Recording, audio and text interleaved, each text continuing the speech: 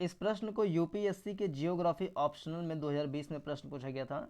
Optional में भी paper number 1 जो होता है उसमें पूछा था क्वेश्चन कि समुद्री संसाधन आर्थिक तौर पर बहुत महत्वपूर्ण हैं, उपयुक्त उदाहरण उद्धृत करते हुए विश्लेषण कीजिए। यानी कुल मिलाकर के समुद्री संसाधन जो है वो आर्थिक तौर पर किस प्रकार से बहुत ही ज़्यादा महत्वपूर्ण है, इसको हमें बताना है। तो ये सारा जो नोट्स बना हुआ है ये इसी क्वेश्चन पर बेस्ड है, जिसमें हम लास्ट में देखेंगे मैप के माध्यम से भी कुछ बातें। तो समुद्री संसाधन से हमें क्या क्या आर्थिक लाभ होते हैं, मेन जो क्वेश्चन है इस पर बेस्ड है। 150 शब्दों में इसके आंसर को लिखना था, लेकिन इसके आंसर को हमने करीब जो है 400 शब्दों के आसपास में बनाया है, ताकि इसका अच्छे से कहने की जानकारी हो सके। तो विश्व में संसाधन संकट से निपटने के लिए समुद्री संसाधन आर्थिक तौर पर बहुत महत्वपूर्ण है। जो संसाधन संकट की स्थिति है विश्व में, उससे निपटने के लिए समुद्री संसाधन जो है आर्थिक तौर पर बहुत ही महत्वपूर्ण है। फिर से, विश्व में संसाधन संकट से निपटने के लिए समुद्री संसाधन आर्थिक तौर पर बहुत महत्वपूर्ण है। विश्व में, अब ये संसाधन संकट एक शब्द इसमें आया, संसाधन संकट। तो विश्व में संसाधन संकट से निपटने के लिए समुद्री संसाधन आर्थिक तौर पर बहुत महत्वपूर्ण है। तो इस संसाधन संकट होता क्या है? तो विश्व में संसाधन संकट से तात्पर्य वर्तमान में संसाधनों की मांग की तुलना में आपूर्ति का कम होना। मतलब वर्तमान में मांग यदि 100 का है और आपूर्ति 80 हो पा रही है, इसका मतलब कि संसाधन में संकट है। तो जब संसाधन में संकट है तो इसके एक विकल्प के रूप में समुद्री संसाधन को आर्थिक तौर पर देखा जा सकता है। संसाधन संकट क्यों होता है, इसके कुछ बिंदु हैं। पहली बात तो विश्व में जो संसाधन है उसकी सीमितता है, संसाधन जो है सीमित है, इस कारण से संसाधन संकट होता है। दूसरा, यदि है भी तो उनका वितरण जो है वो असमान है, डिस्ट्रीब्यूशन ऑफ मिनरल या distribution of resources is uneven. फिर संसाधनों का दुरुपयोग होता है या फिर कहें अतिदोहन होता है। तीव्र जनसंख्या के कारण भी संसाधन संकट की स्थिति होती है, और कई संसाधनों के दोहन के लिए उपयुक्त तकनीक का अभाव, और यदि तकनीक है भी तो वो महंगा है। स्थलीय संसाधनों पर हमारी निर्भरता बहुत ज़्यादा है, इसलिए भी संसाधन संकट हो जाता है। तो इसके विकल्प के रूप में हम समुद्री संसाधन की ओर रुख कर सकते हैं। तो फिर से रिवाइज करें तो विश्व में संसाधन संकट से निपटने के लिए समुद्री संसाधन आर्थिक तौर पर बहुत महत्वपूर्ण है। तो इसमें मेन शब्द ध्यान रखें, संसाधन संकट।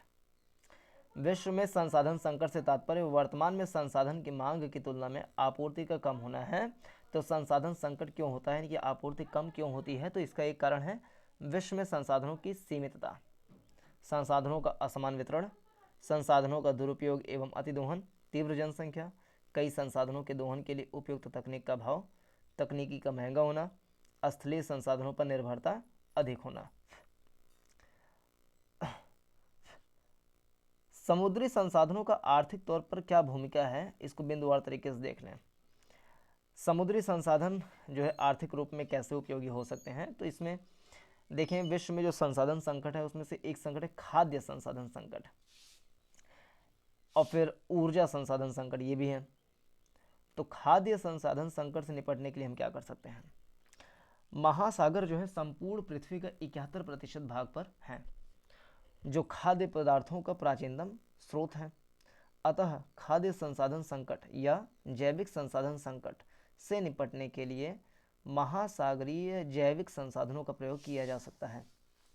अभी तक मनुष्य ने मुख्यतः मत्स्यन खाद्य संसाधनों का ही अधिक दोहन किया है, जबकि विशेषज्ञों के अनुसार समुद्री पारिस्थितिकी तंत्र को नुकसान पहुंचाए बिना 110 मिलियन टन बायोमास, यानी कि खाद्य संसाधन संकट के लिए हम केवल मत्स्य पर निर्भर हैं, लेकिन ऊर्जा संसाधन संकट से निपटने के लिए हम बहुत सारा एनर्जी वहाँ से प्रोड्यूस कर सकते हैं।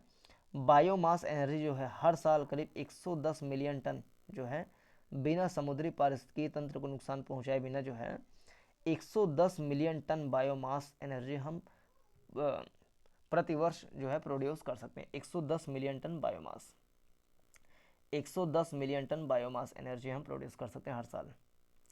वर्तमान में मनुष्य मुख्यतः 10 प्रकार के मछलियों का प्रयोग कर रहा है, जबकि 21,000 से अधिक प्रजातियां समुद्र में उपलब्ध हैं। अतः मत्स्य उत्पादन में वृद्धि कर एवं अन्य समुद्री खाद्य संसाधनों का उपयोग कर खाद्य संसाधन की समस्या से निपटा जा सकता है।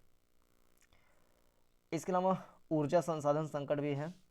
तो ऊर्जा संसाधनों के तहत पेट्रोल और गैस का हम निष्कर्षण करते हैं। तो ऊर्जा संसाधन के तहत पेट्रोल एवं गैस के अलावा अन्य ऊर्जा संसाधनों जैसे ज्वारीय ऊर्जा, समुद्री बायोमास ऊर्जा, ओटेक और लहर ऊर्जा। फिर से ज्वारीय ऊर्जा, समुद्री बायोमास ऊर्जा, ओटेक और लहर ऊर्जा के उपयोग के द्वारा इनका दोहन कर ऊर्जा संसाधन संकट से निपटा जा सकता है। तो ऊर्जा संसाधन संकट से निपटने के लिए हम जो है पेट्रोल और गैस के अलावा ज्वारीय ऊर्जा, समुद्री बायोमास ऊर्जा, ओटेक और लहर ऊर्जा, ज्वारीय ऊर्जा जो ज्वार भाटा होते हैं, फिर समुद्री बायोमास ऊर्जा, ओटेक और फिर लहर ऊर्जा का उपयोग कर सकते हैं। लेकिन इन ऊर्जा संसाधनों के व्यावसायिक दोहन के लिए तकनीक जो है महंगी है। अतः कुछ विकसित देशों को छोड़कर इन ऊर्जा संसाधनों का दोहन व्यावहारिक स्तर पर नहीं हो पा रहा है। अतः उन्नत और सस्ती तकनीक के द्वारा उनका दोहन कर ऊर्जा संसाधन संकट से निपटा जा सकता है। तीसरा, आर्थिक रूप से कैसे उपयोगी है? खनिज संसाधन भी हमें मिल सकते हैं समुद्र से। एक तो खाद्य संसाधन मिल गया, जो कि करीब करीब 21,000 प्रजातियां हैं। हम लोग 10 ही प्रकार की मछलियों का मुख्य रूप से उपयोग करते हैं, तो इन सारे मछलियों का उपयोग कर सकते हैं। इसके अलावा ऊर्जा के रूप में हम यूज़ कर सकते हैं, जैसे पेट्रोलियम और गैस के अलावा भी जैसे ज्वारीय ऊर्जा या लहर ऊर्जा, ओटेक, समुद्री बायोमास एनर्जी इत्यादि के माध्यम से एनर्जी प्रोड्यूस कर सकते हैं। समुद्री बायोमास ऊर्जा के द्वारा 110 मिलियन टन बायोमास एनर्जी प्रति वर्ष जो है हम प्रोड्यूस कर सकते हैं, इतनी क्षमता है। फिर अगला, खनिज संसाधन की दृष्टि से भी समुद्र जो है महत्वपूर्ण है। महासागरों में कई प्रकार के खनिज संसाधन जैसे कि ब्रोमीन, मैग्नीशियम, थोरियम, नमक, फास्फोराइट, सल्फर आदि विद्यमान है। फिर से कौन कौन से खनिज संसाधन समुद्र पर पाए जाते हैं? ब्रोमीन, मैग्नीशियम, थोरियम, नमक, फास्फोराइट, सल्फर। ब्रोमीन, मैग्नीशियम, थोरियम, नमक, फास्फोराइट, सल्फर। ब्रोमीन, मैग्नीशियम, थोरियम, नमक, फास्फोराइट, सल्फर। ब्रोमीन, मैग्नीशियम, थोरियम, नमक, फास्फोराइट, सल्फर। तो ब्रोमीन, मैग्नीशियम, थोरियम, नमक, फास्फोराइट, सल्फर। ठीक है, bromine, magnesium, thorium, sulphur, phosphate और फिर नमक। ब्रोमीन, मैग्नीशियम, थोरियम, नमक, फास्फोराइट, सल्फर, इनका हम यूज़ कर सकते हैं खनिज संसाधन के रूप में। तो ब्रोमीन, मैग्नीशियम, सबसे पहला ब्रोमीन, फिर मैग्नीशियम, थोरियम, नमक, फास्फोराइट, सल्फर आदि विद्यमान हैं। इनका दोहन मनुष्य तकनीकी खोज, समुद्री तलों का अध्ययन, अनुसंधान एवं महासागरीय सर्वेक्षण के माध्यम से कर सकता है। तो फिर से खनिज संसाधन में हमें क्या क्या चीज़ मिल सकते हैं? एक ब्रोमीन, मैग्नीशियम, थोरियम, नमक, फास्फोराइट, सल्फर, ये चीज़ हमें मिल सकते हैं। BMT-NFS, ब्रोमीन, मैग्नीशियम, थोरियम, नमक, फास्फोराइट, सल्फर, ये से BMT-NFS, ब्रोमीन, मैग्नीशियम, थोरियम, नमक, फास्फोराइट, सल्फर, BMT-NFS। लेकिन इनको हम यूज़ कैसे कर सकते हैं, मतलब इनका दोहन कैसे कर सकते हैं? तो तकनीकी खोज, समुद्री तलों का अध्ययन एवं अनुसंधान और महासागरीय सर्वेक्षण के माध्यम से कर सकते हैं। फिर एक तो खाद्य हो गया, भोजन के रूप में क्या चीज़ है।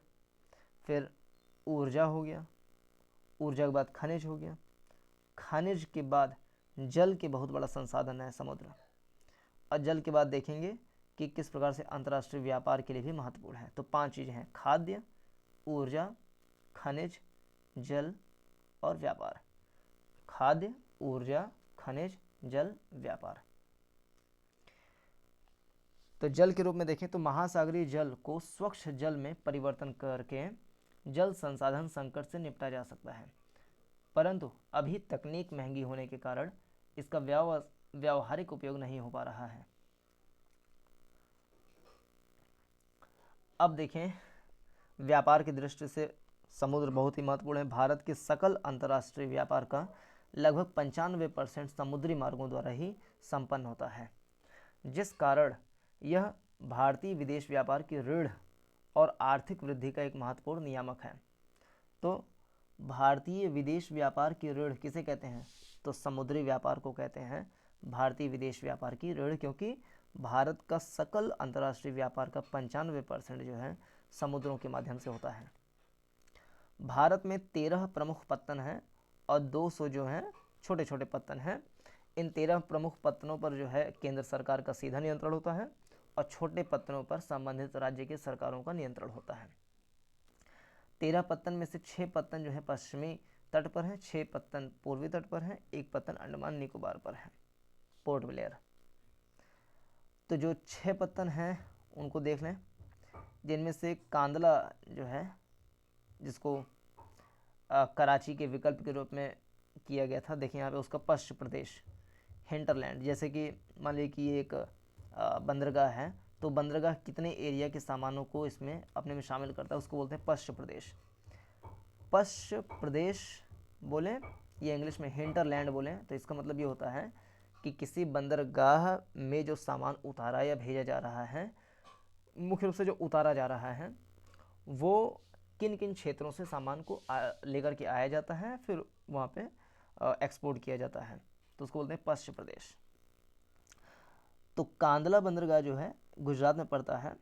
पहले कराची बंदरगाह से व्यापार होता था, लेकिन कराची जब पाकिस्तान में चला गया तो कांदला बंदरगाह को कराची के विकल्प के रूप में लिया गया, जिसमें गुजरात, राजस्थान, फिर हरियाणा का थोड़ा सा हिस्सा, पंजाब, हिमाचल प्रदेश और पूरा जम्मू कश्मीर वाला जो प्रखंड है, जम्मू कश्मीर लद्दाख, ये सारे सम्मिलित होते हैं कांदला में।